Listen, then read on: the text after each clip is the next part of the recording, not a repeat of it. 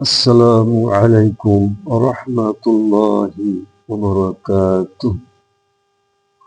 إن الله يأمركم أن تؤدوا الأمانات إلى أهلها।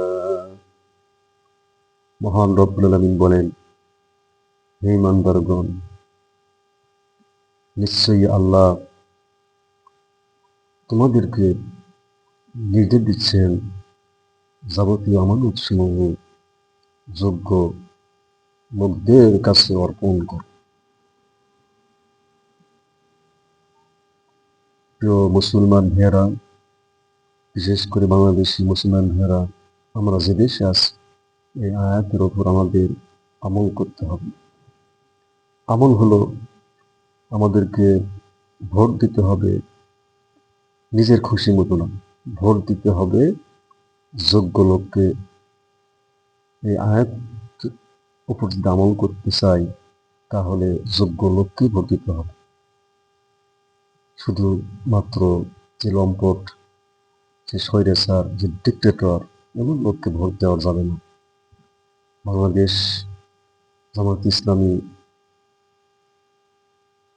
তারা জাতিকে সঠিক দিক নির্দেশনা দেয়, অর্থাৎ কোরআন এবং হাদিসে যা বলা আছে তারা তাই পালন করে। এজন্য জামাত ইসলামের মধ্যে যারা আছে, বিশেষ করে যারা রোকন এবং কেন্দ্র আমির, তারা খুবই যোগ্য। এজন্য তাদের হাতে দেশের দায়িত্ব দিলে তারা দেশকে আগামী দিনে উন্নতির শিখরে পৌঁছে দেবে ইনশাআল্লাহ, এতে কোনো সন্দেহ নেই। তাই আসুন